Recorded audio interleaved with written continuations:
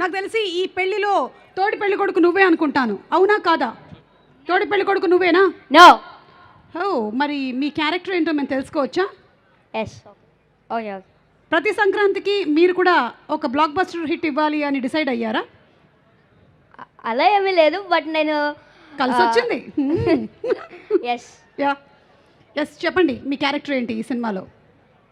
నా character leak చేస్తే మరి కిక్కే ఉంటుంది మూవీలో. Okay, I got it. నన్ను సైలెంట్గా ఉండమని మర్యాదగా చెప్పావు, ఇట్స్ ఓకే.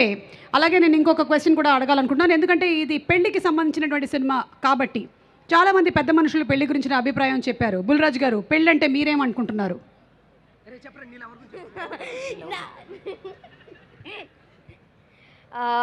పెళ్ళంటే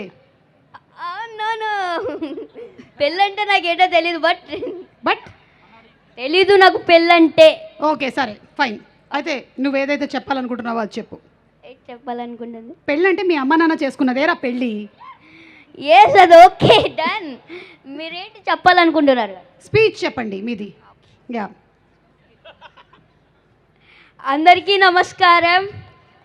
ఇంత మంచి ఛాన్స్ ఇచ్చిన నవీన్ అన్నయ్యకి, మీనాక్షి మ్యామ్కి, అలాగే చిన్మయక్కకి థ్యాంక్ యూ సో మచ్. అలాగే నన్ను మనమందరం నవ్వడం కోసం నవీన్ అన్న చాలా హార్డ్ వర్క్ చేశాడు. అలాగే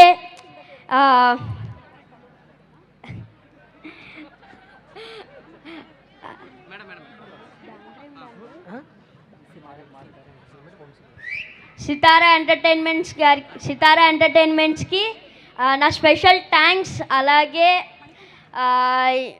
క్యాస్ట్ అండ్ క్రూ వర్క్ చేసిన అందరికీ, డిఓపి గారికి, అలాగే మారీ గారికి. మారీ గారు చాలా మంచి డైరెక్టర్ తెలుసా, చాలా ఫన్నీ. డిఓపి గారికి thank you so much. Thank you రా, thank you so much. And Jan 14th కలుద్దాం in theatres. Yes, Jan 14th అనగనగా ఒక రాజు. ప్లీజ్ సూపర్ డూపర్ హిట్ చేస్తారు అనుకుంటున్నా, మొన్న సంక్రాంతికి వస్తున్నాం లాగా. Yes, correct. Okay, thank you so much. రండి కిందకి వెళ్ళి ఆడియన్స్ ఏమనుకుంటున్నారు అసలు ఈ సినిమా గురించి అని ఒకసారి కనుక్కొని వద్దాము. Let's go there, come on.